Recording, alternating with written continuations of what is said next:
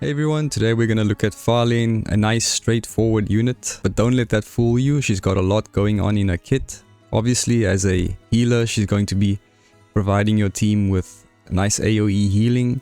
She's also going to give you physical shields that don't just protect you from physical attacks, but also magical AoE attacks. We'll get into more of that later. She's also going to give your team some energy, as well as a lot of buffs, among other things. So like most healers, she's a watcher.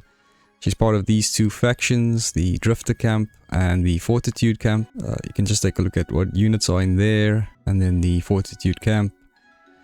Now in terms of gear, because her physical shields are based off of her magic attack value, it would be good if you can raise her magic attack as much as possible with your gear. That way you'll have bigger physical shields. So I'm running the reorganization cube for that extra healing and to remove a debuff, but you could use something to increase like 10% magic attack value over here, or you could use a weapon to do that. But also, as we'll see later, she does require some kind of energy sustain. So if you do have the cornucopia staff, that could be a good option.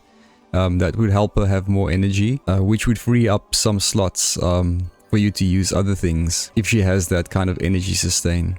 And then I'm running this the space-time ring just for that extra bit of magic attack so that we can increase shields a little bit. Another reason I'm using this is because it helps for her mobility. She doesn't have the best mobility in the world, so being able to reposition her with this is also a nice shout out. But there are other items as well, other trinkets that will raise your magic attack value, like the hourglass over there. Okay, so just a quick look at Falin's signature trinket. So this one is a 5-star trinket. So magic attack, which is what we want to increase, and health is increased by 8% when releasing professional skills on an ally. If the ally has a shield, the shield value will be increased by 15%. If the target is near death state, it will be increased to 20%, converts one debuff possessed by the target into one level 2 buff for 2 turns. So very nice trinket here as well. Just to increase her magic attack, which will increase the size of the shields that she can give out, but it's also by itself, by this effect, it's also going to increase your shields anyway. So a massive increase in the value of the shields she can give you. And then for the tarot, I'm running the priestess just for that extra bit of healing. But you could definitely run other tarots like the Empress to remove debuffs. Also, please note, I'm also just a player learning the game, so I may make some mistakes, miss some things.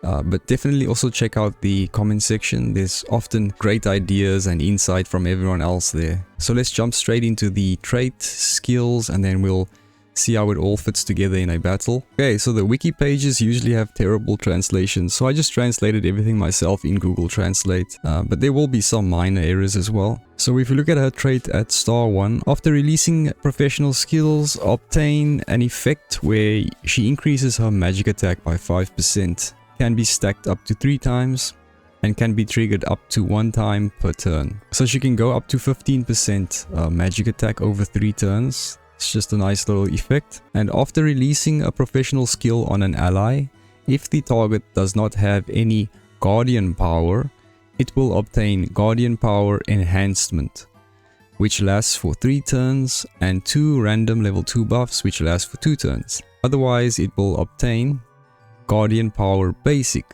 which lasts for 3 turns, and a random level 2 buff which lasts for 2 turns. Each target can obtain guardian power at most once every 2 turns. Okay, so what is this guardian power? So there's 2 of these guardian powers. You have the guardian power basic, and then you have guardian power enhanced, and these are just basically shields. If we look at guardian power basic, they just interchange the word power of protection, but it's the same thing as guardian power. So if you look at power of protection or guardian power basic, it's gain a physical shield of 25% of the caster's magic attack value. It cannot be dispelled. And then power of protection or guardian power enhanced is gain a shield of 35% of the caster's magic attack value, a physical shield, and cannot be dispelled. And then of the level 2 buffs you get, you'll get one of these buffs. And then we have here power of protection. It's just listing the different kinds of power of protection that she gives to units or guardian power.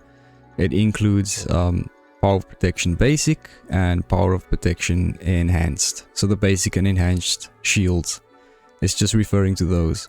And then also Power of Protection Basic 2 and Power of Protection Enhanced 2, which she's going to get at later ranks. So if we just go through what they're saying here, obviously she's going to get a nice 5% increase in magic attack each turn. But when she releases one of her professional skills on an ally, if that ally doesn't have one of these protections, either the basic or the enhanced protection, then they will obtain the Power of Protection Enhanced version, which is going to be just basically, it's just 35% shield. And that's going to last for 3 turns, and then they're going to get 2 random level 2 buffs, which last for 2 turns.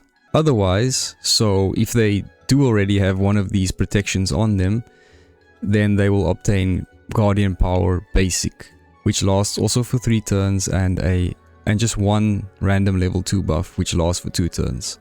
And then each unit can obtain one of these power protections at most once every 2 turns.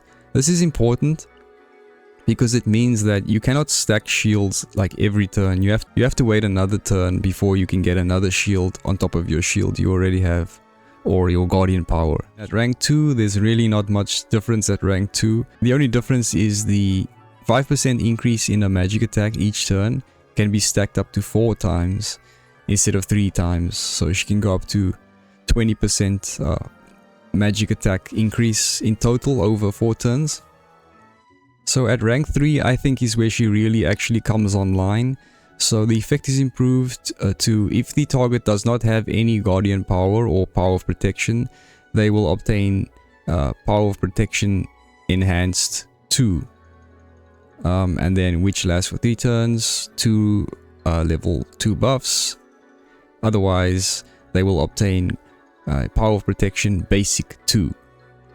So you get this second version of the basic and the enhanced protection here. Which, if we look at it, the Power of Protection Basic is going to give us a physical shield of 40% of Falin's magic attack value. And when possessing any protection from Falin, the damage received is going to be reduced by 15%. And this however cannot be stacked. So they're referring specifically, I think, to the extra damage reduction you get here. You cannot stack that. And then if we look at the Power of Protection Enhanced 2, obtain a physical shield that is 60% of Falin's magic attack value. And then also when possessing any Power of Protection, the damage received is reduced by 15%. So you can see at 3 stars, it's almost double the shields at 60%. So she makes a massive jump at 3 stars when you finally obtain this Power of Protection 2, Enhanced 2 and the Basic 2. Now at 4 stars, Falin's going to make another big jump. At 4 stars, she can finally start casting shields upon herself. So nothing else will change here except for at the end here it says each target can obtain Guardian Power at most once every 2 turns. And after it obtains it, it's not translated correctly here, but you will also obtain Guardian Power Basic 2. So if I'm reading everything correctly, every time she casts a Guardian Power or Power of Protection on an ally, then she will also get a Guardian Power. She'll only get the basic version, so she'll get a smaller shield, but it's still great. She can finally start getting shields as well. And then at rank 5, unfortunately, or fortunately, depending on which way you look at it, she's going to make another jump.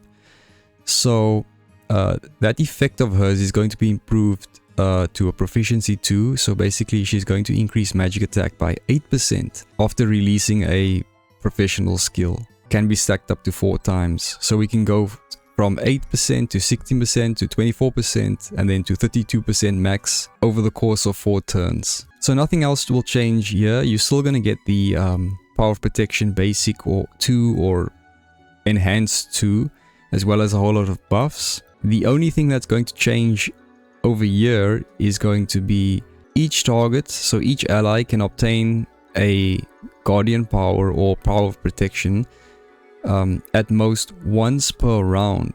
So finally at 5 stars, unfortunately, only at 5 stars, if I'm reading this correctly, will she be able to stack shields, because now every turn you can give your allies a new power of protection, so they can stack those shields on top of each other. So in my opinion, this is quite a big jump again at 5 stars. So overall, I think that Falin really comes online at 3 stars. And I don't normally recommend pulling for dupes, but I really would recommend pulling for a dupe if you have the resources, just to get Falin to 3 stars as soon as possible, because I think that before 3 stars she may feel like just an average or underwhelming healer, but at 3 stars she makes a very big jump. And also, if you can get to 3 stars quickly, then you can get to that 4-star mark quickly, because it seems like quite a long journey to get a unit like Falin to 5 stars. So I would recommend giving yourself, if possible, a head start to get higher stars on her, because she is really a great unit and she's unique in what she does currently. And also, she will have, as a collaboration character, she will have a 100 pull guarantee, so it's not quite 180 pulls you have to pull together. Okay, so let's jump into the skills. So at rank 1, she's got this recovery magic, which has a 2 energy cost, which is quite important to take note of. We'll check that later. So recovery magic is going to heal all allies within 3 tiles of Falin. The healing amount is 30% of her magic attack value. Then dispel 1 debuff on the targets and give them Be Careful, which lasts for 2 turns. For targets within 2 blocks of yourself, the healing amount will be increased by an additional 20%. So all allies within 3 tiles are going to get that healing from her for 30%. But if you're a little bit closer, if you're within 2 tiles of her, then you'll get an additional 20% heal. So a very nice AoE heal. It debuffs, it dispels 1 debuff. And also gives them this Be Careful. And what Be Careful is it's after receiving damage, you will recover health. And the healing amount is 30% of Falin's magic attack value. This effect will be removed after being triggered. So yeah, just a nice regen there if they take any damage. That's a very nice skill to have. So if you think about this, as an AoE, technically she's giving all of the units around her 30% heal. If they're closer to her, she'll give them extra 20%, so that's already 50% heal. And then with this Be Careful, if it's triggered, that's another 30%, so like almost 80%, you could say, of her magic attack value is going to heal like a whole group of allies, and that's quite a big heal for an AoE heal. And then the skill on the right is just one I would ignore. It's just going to be an instant single target heal, I think, that bandage skill. If we go to rank 3, okay, so she has this force field aura. So it's going to reduce the area damage received by all allies within 3 tiles of her by 40% when they are equipped with a shield. So a nice 40% reduction in AoE damage for all allies that have a shield. And it seems, if this translation is not failing us, it seems like it's for both physical and magic shields. So this skill technically helps her protect units from magical AoE damage as well, not just physical damage. And then also, if they do not possess any one of these shields, a magic shield or a physical shield, then you still get area damage reduction by 25%. So it's not quite 40%, but at least you get 25% even if they don't have shields. And then the skill on the left is going to be this crystal energy recovery skill. It's a passive. When you end your turn, an additional point of energy will be restored. When the energy is less than 1, an additional point of energy will be restored. So we know about this skill already. So I actually ignored this skill, but I think it's actually very essential for her because she does struggle with energy. And specifically this healing, AoE healing skill she has. You want to cast this usually every turn or so, but she's like always almost out of energy, and so this will help her to be able to spam this this healing every turn. Otherwise you would need to have somebody else in the team who could give energy, like a Tyr, but it's not ideal that you're running 2 healers on the team all time, or that she has to be dependent on someone else to get her energy. So this one for me just works wonders for her. It just helps her to always have more than enough energy.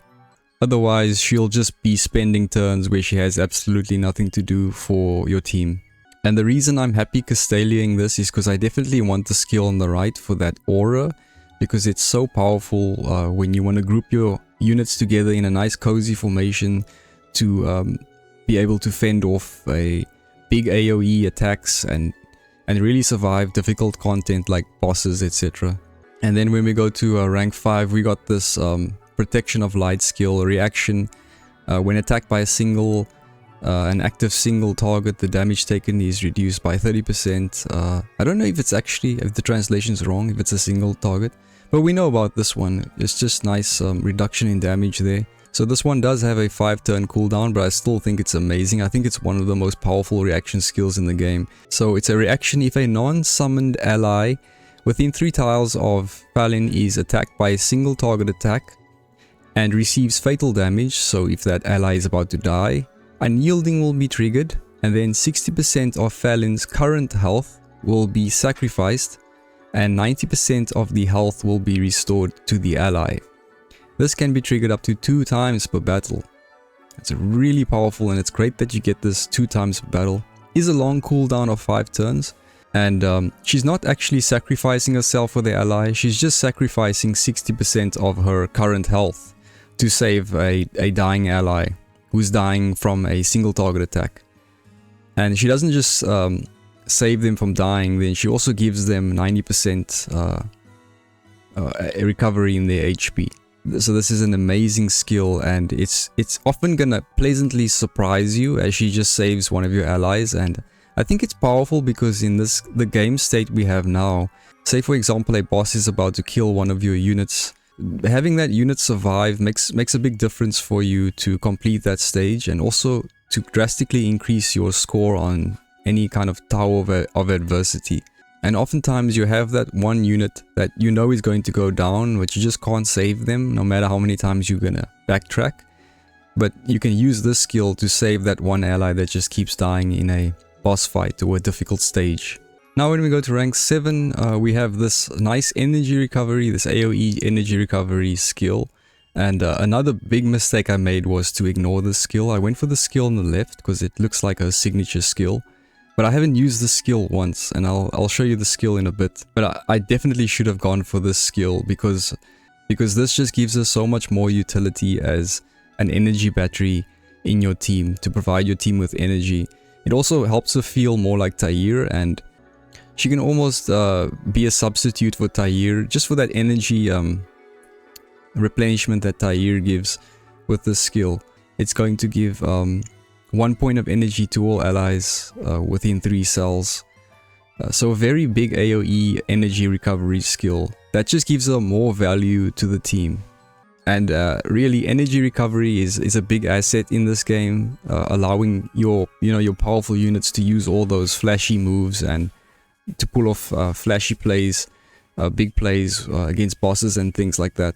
I made a big mistake choosing the skill on the left because I haven't used it once, so I had to use another Castalia, already using 2 Castalias on Falin, which isn't ideal, but I had to go for this skill. I was debating for so long, should I go back and get this skill, but I just had to go back and get this skill because I wasn't even using the skill on the left.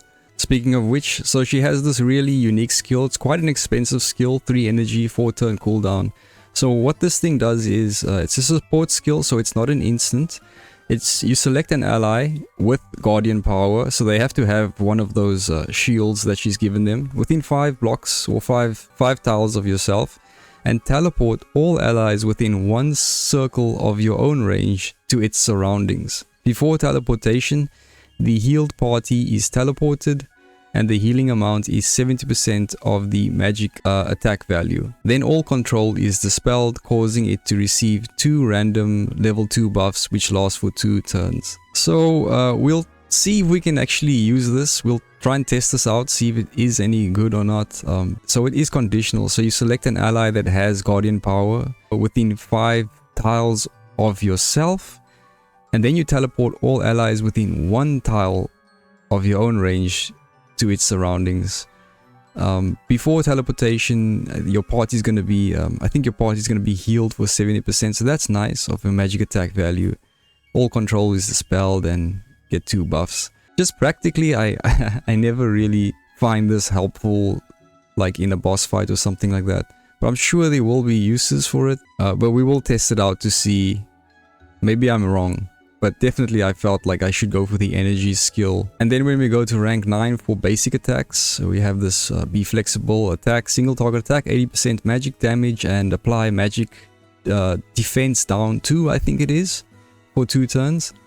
So it is like a ranged attack, but if it is adjacent, if you are adjacent to the target, the effect is changed to cause physical damage of 80% of your magic attack value, and knock them back 1 tile with 30% chance of applying stun, which will last for 1 turn. So it's like an AoE attack, but if you're right next to them, then she will turn it into a physical attack that's gonna knock them back.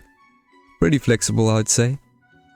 And then on the left we have Merciful Strike, which if you attack an enemy with this, then on the next turn it's going to increase your healing by 15%, I think it is. We know about this one. I went for the one on the right, especially for this magic defense down 2. And now for rank 11 we have Falin's Blessings. It's a support, an instant support, converts 2 debuffs of all allies within 3 tiles, again 3 tiles, of Falin into random level 2 buffs, and obtain immunity to attribute debuffs for 2 turns. After the skill is released, if the target does not have any debuffs, 40% of Falin's magic attack value will be used to heal them, so they'll get a 40% heal if they have no debuffs, and they'll gain damage up to for 2 turns, if we're reading this correctly. So a really nice instant support here. And then on the right we have a Gentle Pillar. So it's an aura that increases the attack of all allies within 3 tiles of her by 16% when they have a shield. Otherwise the attack increases by only 8%. So if they have a shield, and the shields are divided into physical shields and magic shields. So I'm guessing this is going to be for both physical and magic shields. So if they just have a shield, then this aura of hers will give them a nice 16% attack buff. Otherwise, you still get an 8% attack increase, which is great, even if they don't have any shields on them at the moment. And then I know it's still a ways away, but if we look at liberation skills that we have here, we just take a quick look at these. So at the level 1 effect is just a passive, so this will be a free slot. It's not going to count in any of your slots. Increase magic defense by 10% and reduce magic damage by 10%. A nice liberation skill there. And then if you go up to level 2, it's just going to increase that. And level 3 is really going to be difficult to get to. And then she has another liberation skill here. It's going to be an aura. The level 1 effect is when any guardian power or when any power of protection, so when one of your allies with this power of protection, when one of those are destroyed, like so if they lose the shield, they will recover 25% of their HP and gain damage reduction 1 for 2 turns. So just a nice heal after they've lost their shields, and as well as that 20% damage reduction. And then the effect is just going to increase at level 2. They'll recover 40% of HP and gain damage reduction 2. Damage reduction 2 is 20% reduction in damage. Damage reduction 1 is, I think it's 10% reduction in damage. And then again, level 3 will be, I don't think you'd go as far as to go to level 3 for your Falin. These resources are just too expensive, too difficult to obtain at the moment. Okay, so let's test out some of her skills and things. We'll start off looking at the following skills. We just have a basic attack, which is going to give her some range. If she gets close to the enemy, adjacent to the enemy, it turns into a physical attack that knocks the enemy back. We have that powerful reaction skill. If a unit's gonna die to a single target attack, she will save that unit, swap places with them, and then recover 90% of that unit's HP. We have this force field protection, this aura thing that she has, which will reduce incoming AoE damage by 40% if they have a shield. If they don't have a shield, just reduces it by 25%. We have this passive energy recovery for her so that she can keep having energy to spam moves. And we have her bread and butter AoE healing skill, and when she casts a professional skill on an ally, then they're going to get that guardian power or protection, which is basically just a shield. So this is what we're going to use to heal, but it's also going to give us shields. It's also going to give them this Be Careful skill, which will regenerate 30% of lost HP if a unit takes any damage. Okay, so we start the battle. Let's just see what's going on here. So there's two things happening here. So because of her aura, she's going to Falin's aura. Rowia will be protected from AoE damage. It's going to reduce AoE damage by 25%. This is because Rowia doesn't have any shields, but that aura skill of Falin's is going to protect her, and that's what's happening there.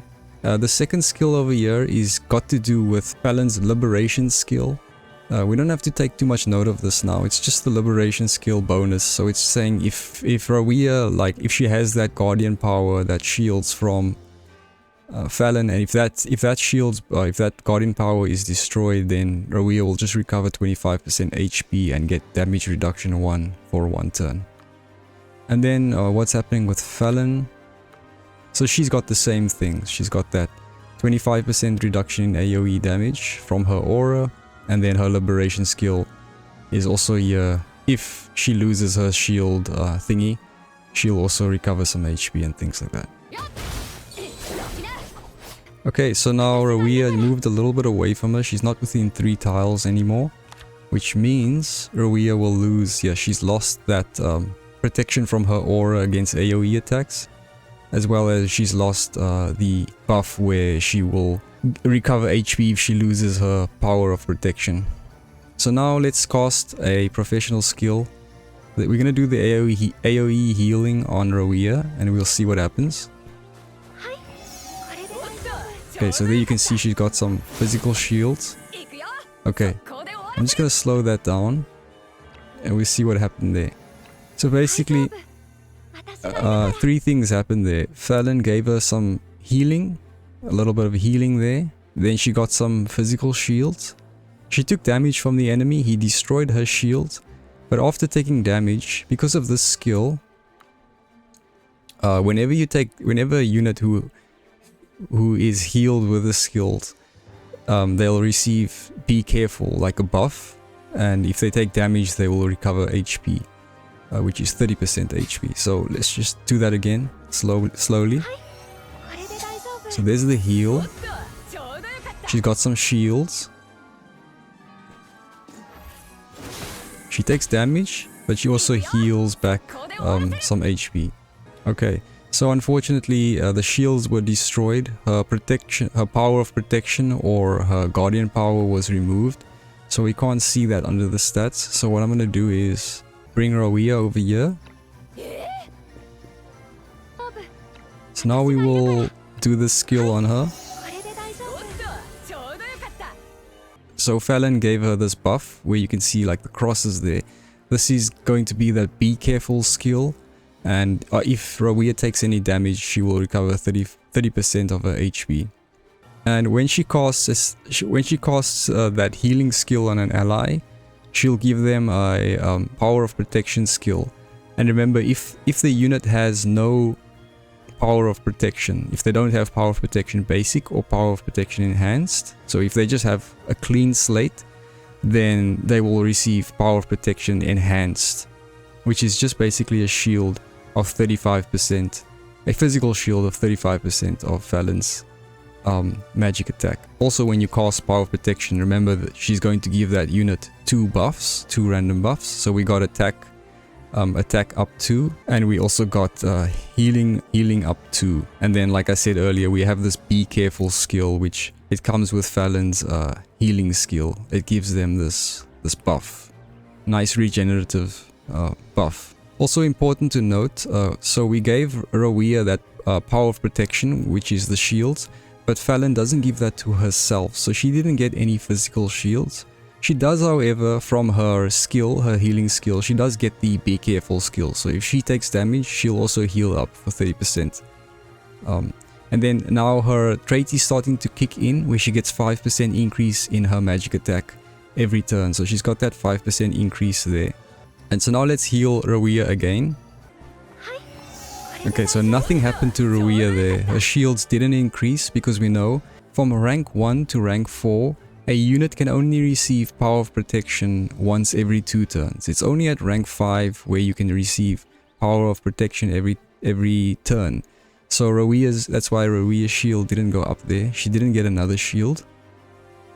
And if we check the Power of Protection, we see she still has the same Power of Protection enhanced, and it's gone from 3 turns to 2 turn cooldown. So she still has that for 2 turns. So that's unfortunate. You cannot stack shields every turn until you get to rank 5, if I'm not mistaken. One thing that healing skill did, however, give Rowea is it gave her another like stack of Be Careful. So there's the first one up here. It's on 1 turn cooldown now. There's 1 turn left on that. But she's got a fresh one as well, a new one. So she actually has 2 of these now. And they both can be activated. So these can sort of overlap with each other, which is cool. So you do get something for getting healed every turn from Falin as well. At rank 1 and rank 2, she can really seem kind of average because these shields are not that impressive. And you obviously can't stack them every turn. So you're not really gonna notice the power of Falin this early on. But she still has a lot to offer. So now let's just keep trying to stack some shields on Rowea. Okay, so now it's the second turn. So she can get another shield if we do this. Okay, now we were able to stack a shield. And so now his shields are finally stacked a little bit. So an easy way for me that I remember this is just every uneven turn 3, 5, 7, 9, etc. Uneven turns is when basically you can give the units another stack of shields. Every even turn you can't, but like on turn 3 we just gave Rowea another shield. I'm actually gonna backtrack quickly. So it's turn 3, so I know it's because it's an uneven number, I can now give her another shield. So if we just look at Rowea now. Okay, so she has this Power of Protection enhanced, not the basic version. The basic versions, I think it's only 25% shield. This one's 35% shield. She has this for 1 more turn. So because it's an uneven turn, number 3, I can give her another one. And there her shield stacks now. Okay, so now, so she has Power of Protection. It's still on. Remember, it's still on for 1 turn. And then after her turn now, it should expire. So we do have Power of Protection enhanced. We have our Be Careful. It's still for 1 turn. We have a new Be Careful now for another 2 turns. And then down here, we have Power of Protection Basic. So that's what we just stacked on her now. Because remember, if a unit has no Power of Protection on them, they will receive Power of Protection Enhanced. If they already have a Power of Protection on them, then they'll only receive Power of Protection Basic. And because she already had Power of Protection Enhanced on her, albeit just for 1 more turn, we only receive Power of Protection Basic, which is just a 25% physical shield. And so this one will be on for 3 turns. So you can actually stack shields. It just takes a while to do so. Every second turn you can stack a shield, but it is technically possible, and that's what we're doing right now. But I just want you to note something here. Let me just end her turn, Rowea's turn. So we ended Rowea's turn, which means the Power of Protection Enhanced expired. She still has Power of Protection Basic, that's now for 2 turns, but because the Power of Protection Enhanced expired, it's also going to remove that shield. So the shield can't just stick around there permanently. If it expires with the expiration, then the shields as well will go down. So you can lose your shields by taking physical damage, or if it expires. And I'll just go back again just to show you.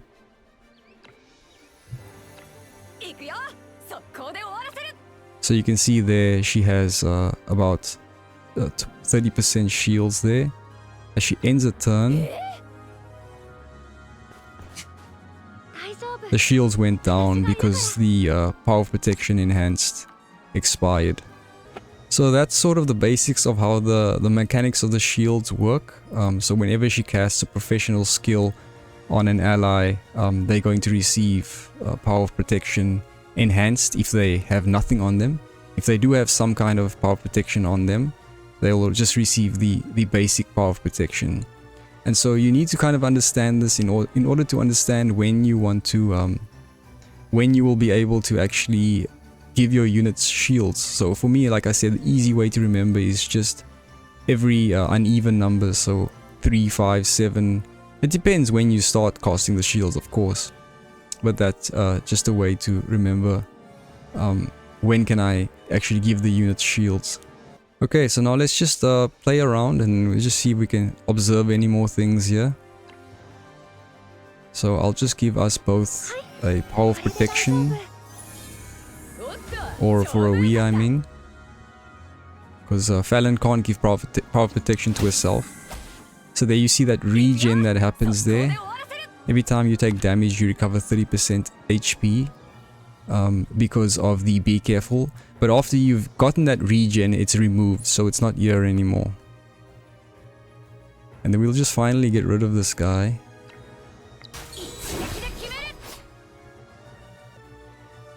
So Rowia, you know, you're getting those 2 random buffs. Rowia got a nice movement up there by 1. She's got damage reduction 1 there. And then of course being near to Falin, she's going to take that reduction in AoE damage. Also, I wasn't actually pointing out, but every time her power of protection is destroyed, she also recovered 25% HP and received damage reduction 1. Okay, that's actually where this damage reduction 1 is coming from. So because she lost those she lost her power of protection, those shields, she got the damage reduction. So a whole lot of buffs just being given to your units. Okay, so we'll just move along, give you another power. So because Rowia there had no power of protection on her, she got the power of protection enhanced, so that's 35% shield.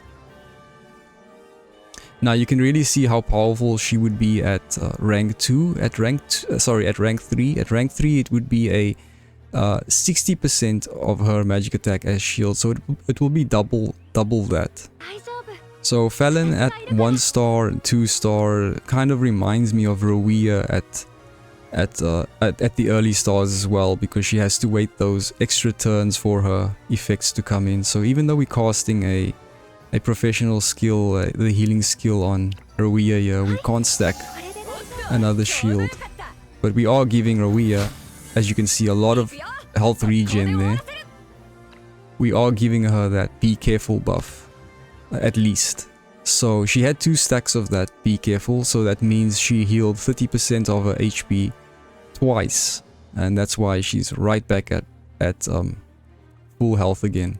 Now, a very important thing to note here is the reason I can keep spamming this healing skill every single turn is only because of the fact that I've given Falin this energy recovery skill.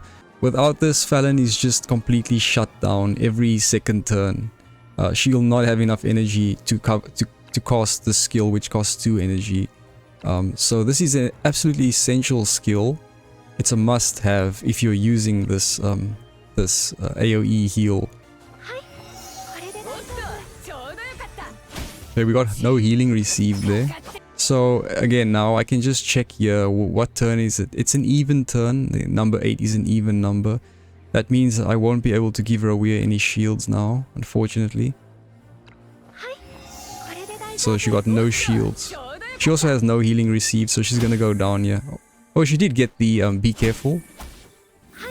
And there you can see the reaction skill kicked in there. So a couple of things happened there. So we healed her which removed because she can, whenever she uses that healing skill, it dispels one debuff. So we removed, I think we removed the no healing received. Then she took damage from one of the enemies, which activated her be careful buff, so she healed 30% HP. Then she took another hit and she was going to go down by a single target attack. In that instance, Falin will swap places with that unit. She sacrifices 60% of her health, swaps places, and heals this unit that she saves for 90% of the HP. So Roia, that's why she went right back up to full HP. So we'll look at that again slowly. So you'll see here, she won't be healed because she has no healing received. But we did dispel the no healing. She takes a hit and she recovers from be careful. Here the swap happens. And the heal. Okay. So that's basically what happened over there, and that's a good demonstration of Falin's reaction skill. Very powerful, and it always catches you off guard. It will catch you off guard a lot and really be like a pleasant surprise for you as she saves one of your units. It is now on a long 5-turn cooldown, but at least we get to use it again. You'd assume a skill like this could only be used once per battle, but this one can at least be used twice per battle. Okay, so we'll just see what's going on here with Roia.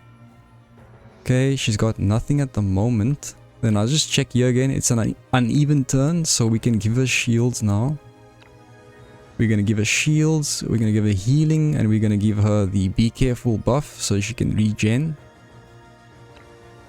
As well as her aura is also helping her. And there she gets the regen from be careful. Not only is she getting regen from be careful, she's also getting from the liberation skill. She's getting this buff whenever she loses her power of protection. Heal 25% of her HP and get damage reduction 1, which is over there if she loses those shields. This is provided that she's close to Falin 1 to 3 tiles. So Falin is really an aura unit. The current meta of the game with Inanna SB is really one of positional warfare. Everyone stay close together. The closer you are together, the stronger you are defensively and offensively. She slots in perfectly to this kind of meta game, and she does play well with Inanna SP as well. Conventional thinking would have you think that if you're gonna be hit by an AoE attack, you should spread out your units to protect your units. You don't want them grouped up to take an AoE attack. But in the Sword of Convallaria metagame that they've sort of crafted is one of the opposite thinking, where if you're close together, you're actually going to be more protected even from AoE attacks. So especially from a unit like Falin, she's going to provide that extra AoE protection, like with her aura from AoE attacks. So being grouped together, ironically, will make you safer, and that's just the way the metagame is, and that's why she slots in so perfectly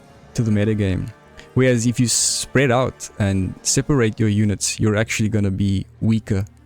And you can really see how Falin is just all about survivability. She's just keeping Roia alive, making her very difficult to beat. Even if Roia does get beaten and goes down, we saw that she just gave her a get out of jail free card.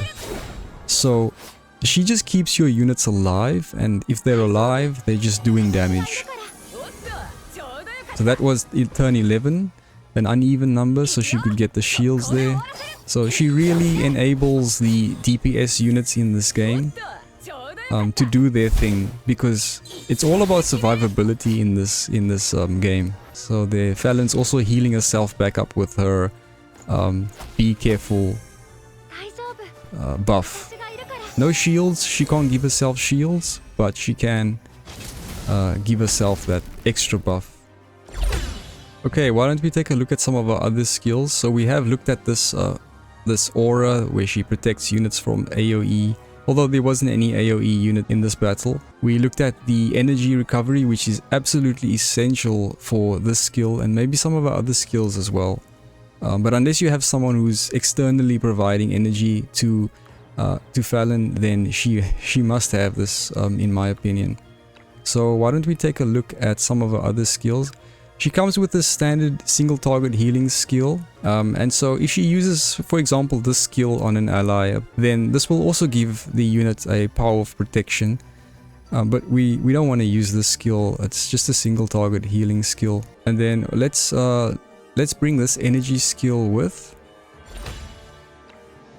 and we will swap out her main healing skill, and we'll give her this.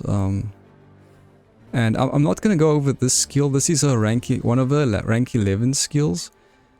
So this one is it's just going to increase units attacks around 3 tiles of her by 16% if they have shields, magic shields or physical shields, if I'm not mistaken. If they don't have shields, then it will increase units within 3 tiles of her by their attack by 8%.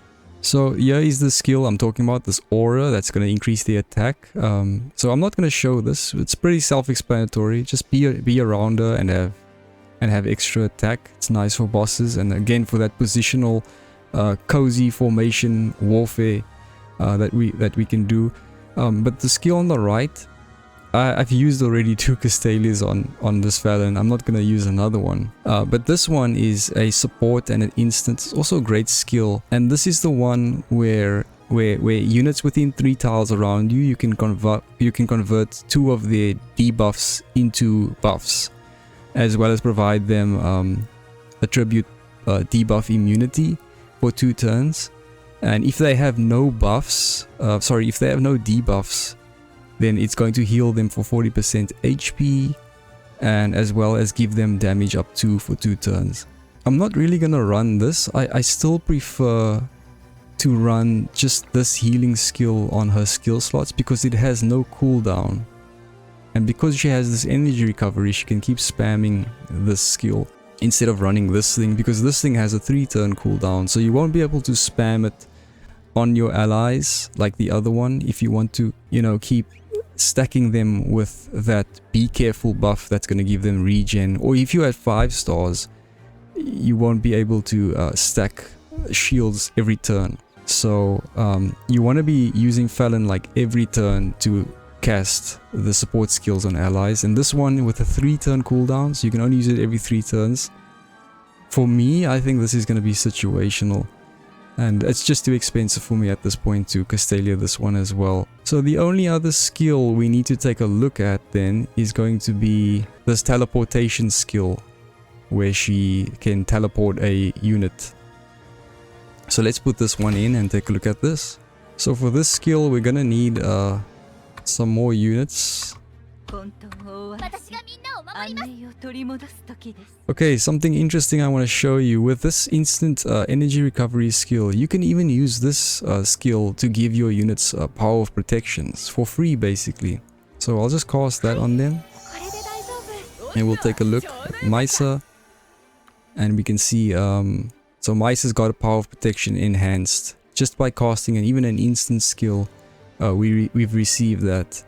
So unfortunately, we can't just cast this and then cast the healing skill and stack shields, because we know we have to wait 2 turns.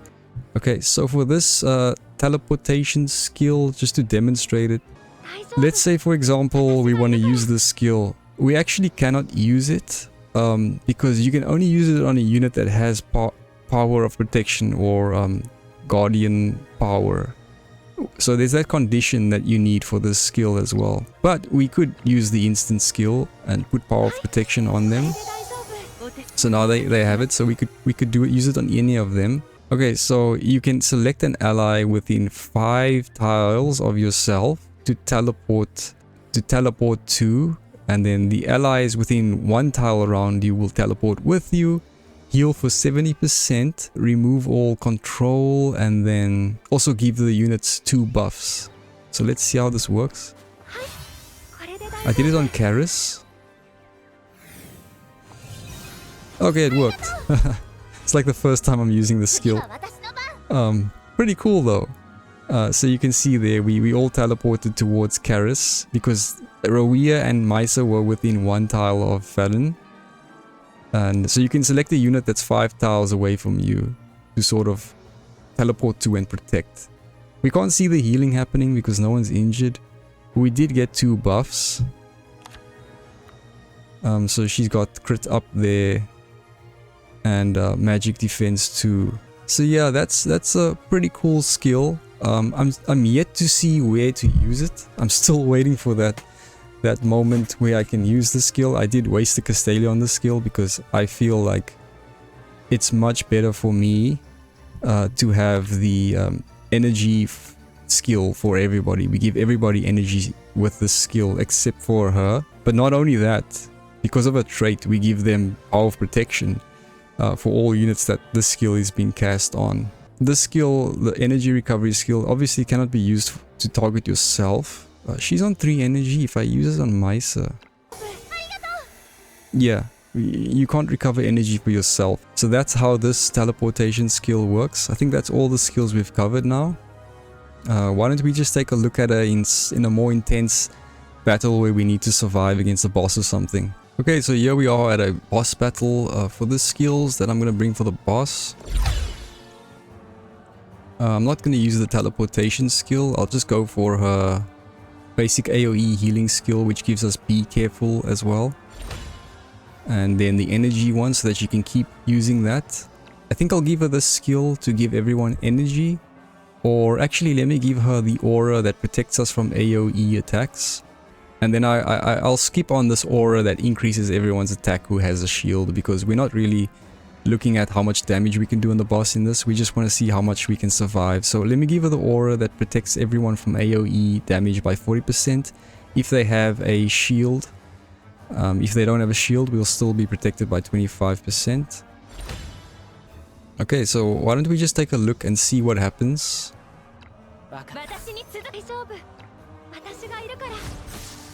Okay, there we see the reaction skill. And this will happen to you a lot in a boss fight. She'll just save a unit that's being targeted.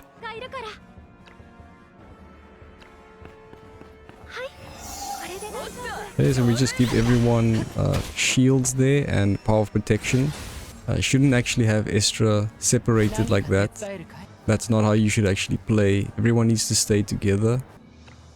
And then let's see, it's an even turn, so we can't give shields this turn.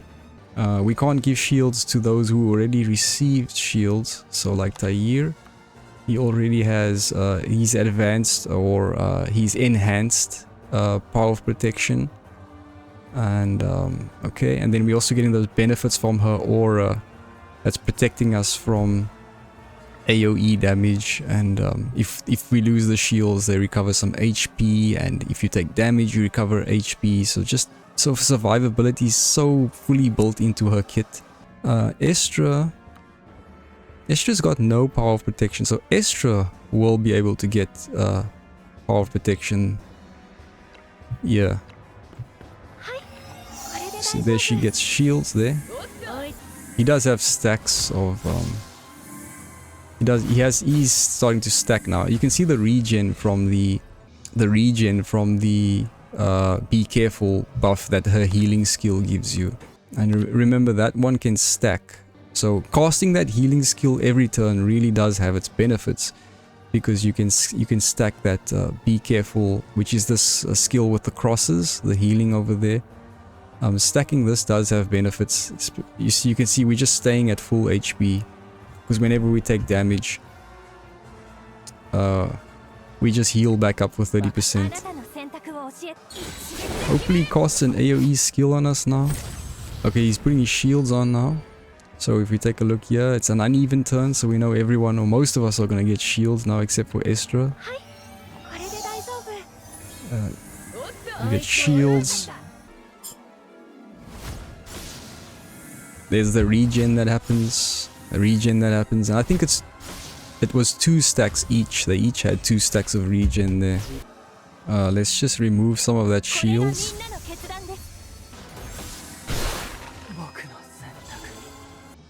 Okay, so let's just heal up here.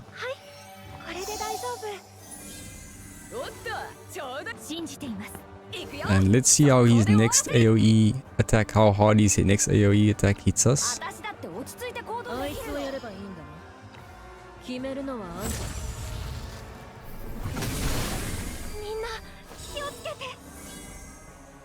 Okay.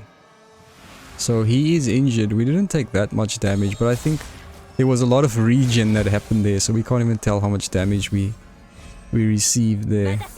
So yeah, so we went from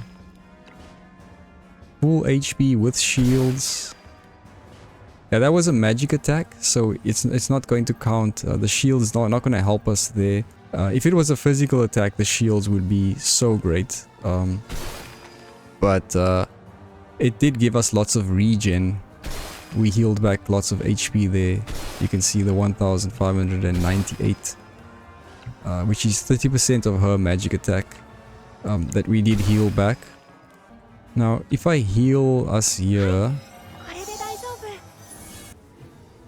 and then I remove, if I remove Falin, I just want to see. Now we're not getting the aura benefits anymore. I'm just curious.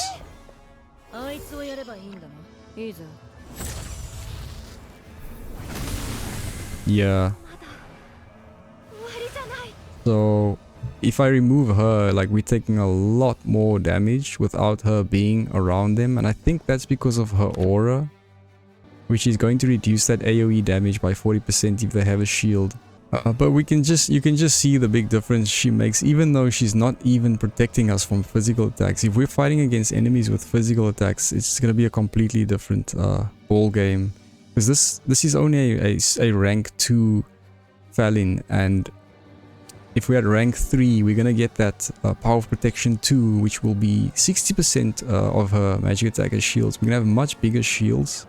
Really, from what I've experienced so far playing her, is when you're playing in a group like that, you're just like a really tight unit that's so strong against bosses and things.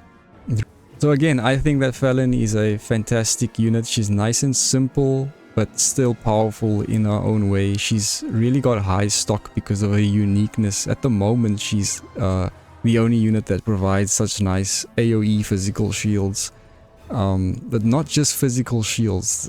There's a lot more that meets to her than meets the eye. She's gonna give you, like I showed you, all that regen that keeps stacking, constantly keeping your health topped up, as well as her liberation skill does a similar thing. It gives you more regen, and then damage reduction as well. And then she's giving just random buffs all over the place. And then her auras as well is going to further protect you from AoE damage. And we know this. We know in the game now there's so many AoE attacks and things. But I think that's all I'll cover for this video. Thanks for watching, guys. I'd love to hear your ideas. If you have any good ideas, any thoughts, or if I missed something or made some mistakes, please let us know in the comments. Thanks again for watching, and I'll see you in the next one. So we'll just do a quick stress test here with this boss. And what I'm going to do is just let him hit us, and we see what happens to our team. Okay, so you can see Rowea went out, and then she's down to like, what's that, 10% HP or something. If I go back, and what I'll do is, let's just speed us up so that we move before the boss. And now I'll just give us the advanced protection, so that's about 30% shields. And just look at the difference this makes. So Rowea's alive, and she only lost about 10%, 15% of her HP. Before, Inanna lost about 90%, 80% of her HP. So a massive difference that it makes having Falin give those shields.